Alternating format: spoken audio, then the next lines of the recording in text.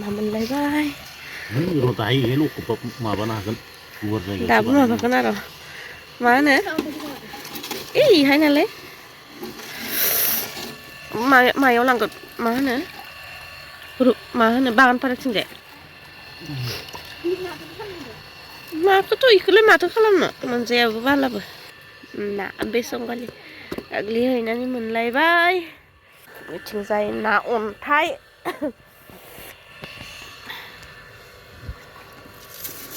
इमान फिसा फिसा गोरलै गोरलै ना अन्थाइ फिसा जादा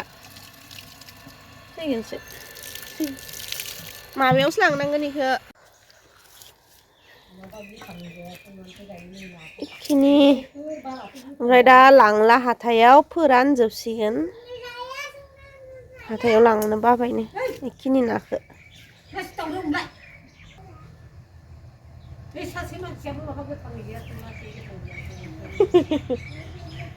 ओंखारद' हो बहाथो ओंखारखो बा लेंग्रा मासे जाफ्लानो हायो नोंलाय आयौ आयौ आयौ आयौ ओइ माथो मोजां जाबायलाय जाबा माथो मोजां जाफिनबाय हो नैबे गिदिर गिदिरखौ बासिदो गिदिर गिदिरखौ फुवासे सोरबा लाङोबा हरगोन दा जाथावनासो जादोंमोन उपाय गैला दा मोनजालाबो खारैजों जि गोथाव जागौमोन फवासेनि बारासो जासिगोन इयो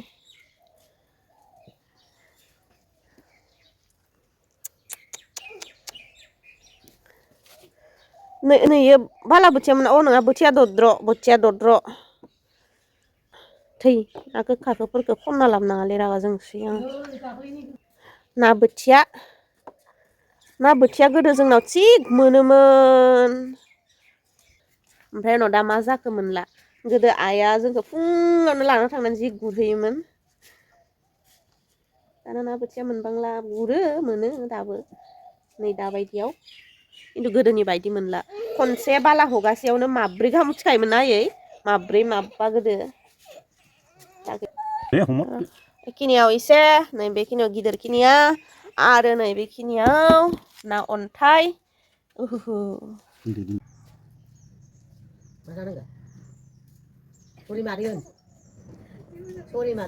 बे जाबाय जों गामिनि साहा लोंनाय स्टाइल आखाइयाव खुरैयाव संख्रिनि साहा खुरैसे लाबाय ओमफ्राय कागजाव एसे सिनि ओमफ्राय साहाखौ लोंलाय ओमफ्राय सिनिखौ सोलालाय गुरबो लायो सिनिनि सोलाय दाना बांसिनानो बिदिया सोलिला ओरैनो न'खरफा न'खरनि लोङो संख्रिनि साहा गोदोथ' बाबरे साहाखौ किटलिसे फुदुंगोन बेनि उनावहाय लोंबाय थागोन आरो मानसियाबो खम जायामोन ना इनि फैजोबोमोन दाना साहाया किटलिसे नांखागौमोन दाबो आइमोना हाला सिनिनि साहा लोंनो फुङाव गेस्टिक जाजोबोनो ओंखायनोथ' फुंनि साहाखौ आइया आगोल फुदुंग्रोगोन आरो सिनिनि फुदुंजानो गिनानै जोंजों साहा फुदुंदो मानि सिनिनिसो होमबा खुगाया जायाखै आइनिया जादसोलै मेगनानो सालायबायनो माला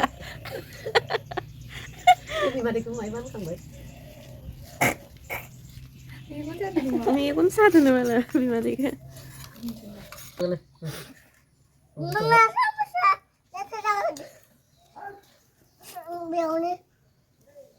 साम'सासो लेथ्रा जागोन ना बे माला लेथ्रा जागोन आखाइया लेथ्रा नोंनिया सुवाखै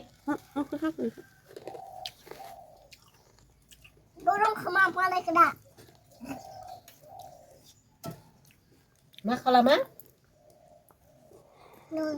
ओइ दङ मारै मा दौनाय जादों दा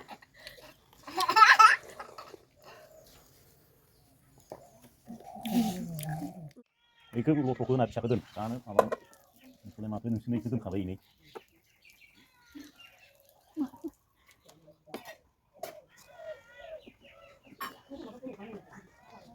बेसेबां जाबाय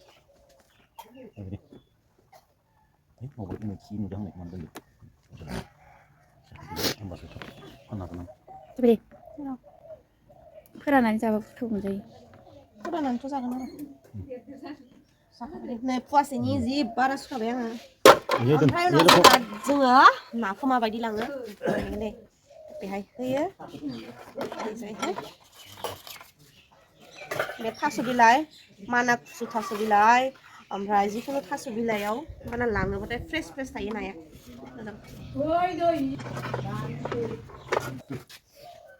बे सास्रिसे दे ओमफ्राय दैखौ सुखांनानैसो होयो दै सानना सुवालासिनो होयो बुंलायनांगौ बेखौनो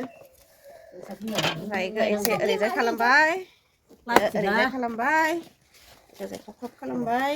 खब खालामबाय मामा उनाव सोबाय बेखौ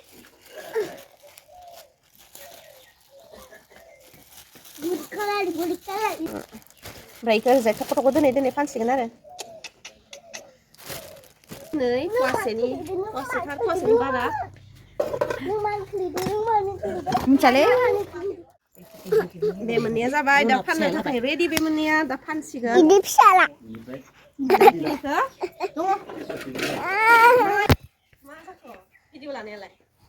ini kayu siapa tadi दे दिनै गुलुआ भिडिअ लादों आंनिखौ बेटुआ नायबानो जाबाय माबायदि भिडिअ लायो ओइ मा जाखोसैलै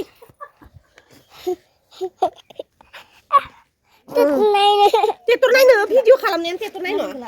दे मोजां ला भिडिअखौ आंखौ nala दिनै आं सानदोंमोन मा जि इम्परटेन्ट बुस्थु शुट खालामगोन दिनै होननानै बहाबा थांगोन गामियावनो ओमफ्राय रिल्स बानायगोन आरो दुब्लियाव थांनानै खिन्थु गैया सानसुनि ओंखाम जानानै साराय 12ता ना मायाव जादों खोमा जों ओंखाम 1तासोनिफ्राय जै उन्दुदों दासो सिखारदों आङो दा टाइमा बेसे जाखो मिथिबायना 5:30 फार्स्ट टाइम दिनै एसेबां गोबाव उन्दुबाय आङो एकदमबारे खर' सर' एकदम बोरैबा मोनलायनाय ओरैनो आं सानाव उन्दुफेरा माने उन्दुयो गोलोम बोथोराव बांसिन उन्दुयो खिन्थु मेसेङाव उन्दुनो हाया मानोबा उन्दुनो हाया मिथिया दिनै आरो फुंनिफ्रायनो एसे उइक फिल खालामबाय थादों आङो जेबो लोमजायाखै होमबाबो मानोबा एसे उइक फिल खालामबाय थादों खिजानिबा बेनि थाखायनो उन्दुनो ओंखारदोंना आङो बिराद गोबाव उन्दुबाय ओमफ्राय दा एकदम एसेबो फ्रेस मोनथाराखै साहा फुदुंनानै लोंहैनोसै आङो आंनि स्टाइलाव दाखालिनिफ्रायनो बेटुनि बार्थडेनिफ्रायनो मोजां साहा मोनलोङाखै साहाखौ आङो जि लोङो एसे लोङो खिन्थु बिराद मोजाङै लोंनो लुगैयो फुङावथ' आइया गावनि बायदि लोङोना संख्रिनि साहा फुदुंनानै इजों लोंफायो आरो खिन्थु इनि उनावहाय आं बानायनानै लोंफिनो दा एसे फ्रेस मोननायनि साहा फुदुंनानै लोंहैनोसै माने फुङावनो ओंखाम जानाय जादों जोंहा दिनै एसे थाबनो आरो फुङाव जायासै माने फुंनि सानसुनि संखानानै जादोंना आयंखौ दा सावफैबाथाय जानाय नङा संनाय नङा बिदि होननानै माने जोंनिथिंजाय मानसि सावखाङागौ मानि ओंखाम सङा माने सावैनि सिगां जाग्रोनानै लायो ओमफ्राय उनाव बिदि सावखाङाबाथाय बोरैबा मोनोना बिदि दाख्लै आयं थैदोंमोनसे जोंहा दाखालिनो थैदो खिन्थु मैयायो लाबोनो गोनांमोन मेडिकेलनिफ्राय लाबोआसै मैया मुसलपुराव दंमोन ना मुलि जानासो थैदो नालाय मुसलपुरनिफोरा गावसिनाव माबा मुलि जानानै थैनायनि पस्टमार्टम खालामा बरपेटा रडआवसो लांनांगोन बिदि होननायखाय बिसोरो दिनै फुङाव बरपेटा रडआव लांनानै पस्टमार्टम खालामनानै लाबोदो आरो ओमफ्राय दानि 3तासोआव मोनफैदोंदां ओमफ्राय सावबाय होनदां दा सावखांबाय खोमा लामायाव मानसि दावराव खोनाबोदों आं फैबायदां दा साहा लोंहैग्रोनोसै आङो आंनि स्टाइलावहाय फुदुंनानै एसे फ्रेस मोननायनि नायलाय गुस्थि गावनानै मा जाखो आंना ओमफ्राय दहायो गय जाना होनायानो बिदि जालायनो गय जायो नालाय सोरबा मानसिया दा आंनि फेभरेट केरामेल सा ना मा होनो बेखौ सिनि सावनानै बानायनाय जाय आंनि भिडिअखौ सिगां नायदों बेखौ मिथिखागोन आं सिगाङावबो बेखौ शेयार खालामखांबाय ओमफ्राय दा लोंफिनोसै आं बेखौ दिनै इलाचि मोनसे ओमफ्राय उनावहाय सापात एसे होफिननानै बेखौ आरामसे फुदुंनांगौ फ्लेभारा दस्रा फैयो आरो माने कफि टाइपनि नाङो खामह' आं गोथाव मोनदों ओंखायनो गेजेर गेजेर लोंबाय थायो जोंहा बिदिखौ सानफ्रोमबो नङा मा लाजिबाय दाबा हले साला खिसाने आरो इयाव हमनाङा सादो होनना बुंदो गावहाबा इसिगोन E गाबगोन Finally. Special tea for evening. लोंनोसै फ्रेश मोननायनि सिगाङाव हले जोंहा आबैया थैबाथाय जोङो गाइखेर सा लोङाखैमोन खारन बाबाया आबैनि फिसालामोन ना माने मा होनोमोनलाय इखो गाइखेर जानाय गाइखेर माने जाय बिमानि गाइखेर जायो थैबालायनो गाइखेर मोनलोङा ओंखायनोथ' लोङाखैमोन खिन्थु दायोंसो नालाय गाइखेर सा लोंदो जोंहा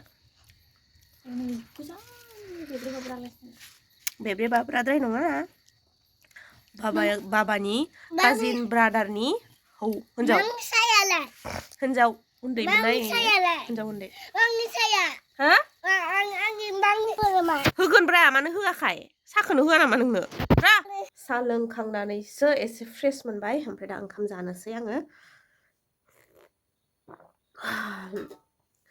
आङो गाबोननिफ्राय एसे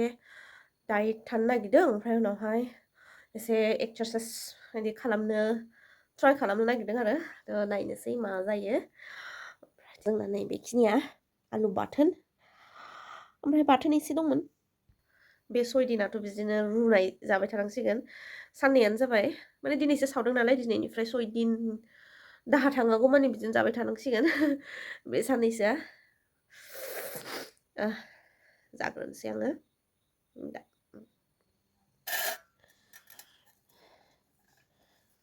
आलु बाथोन आं गोथावसो मोनो आलु बाथोनजों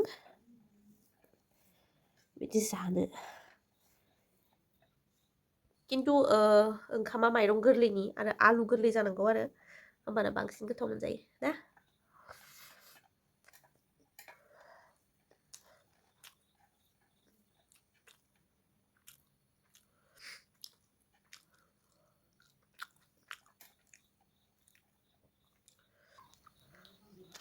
बेथुआ बिबौमोननि न'आव थानानै गाबख्रावगासिनो कारेन्ट थांना दङ दा बे बाजारनिसो मा खोमसि जाखोलै जागासिनो ओंखाम एसे जाहोबाय आङो बे आरो ओंख्रि संख्रि जेबो जाया खालि ओंखाम गोजाल' जायो ओंखाम गोजा संख्रिजों दौबाय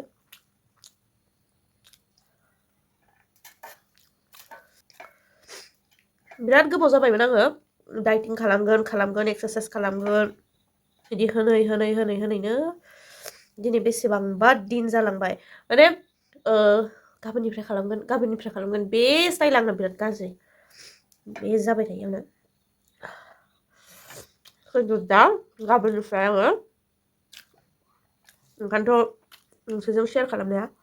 बेनि थाखायनो आं जुजिथारगोन एसे फिसा खालामनो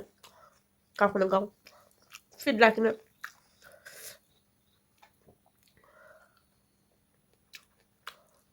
दा बेखिनियानोसै आं जाग्रोना लानोसै बिराद माबा माबि शुट खालामगोन सानदोंमोन आङो दहायनो खोन्थाखादों जायासै होननानै नेक्स्ट ब्लगाव नायनोसै मा हायो मा हाया ओमफ्राय दा दोनथ'नोसै आसा खालामो भिडिअखौ मोजां मोनगोन होननानै ओमफ्राय मोजां मोनोब्ला लाइक खालाम शेयार खालाम कमेन्ट्स खालाम ओमफ्राय आंनि चेनेलखौ साबस्क्राइब खालामनानै हो आरो बेल आइकनखौ प्रेस खालाम जाहाथे आंनि भिडिअनि गोदान आपडेटआ नोंसोरनाव सहैयो बिदिब्ला दा दोनथ'नोसै लोगो मोनलायगोन आंनि नेक्स्ट भिडिअ होमब्लासिम मोजाङै था गोजोनै था अनज्लायनानै था ओमफ्राय जुनालिखौबो अनबाय था बाय बाय लाभ इउ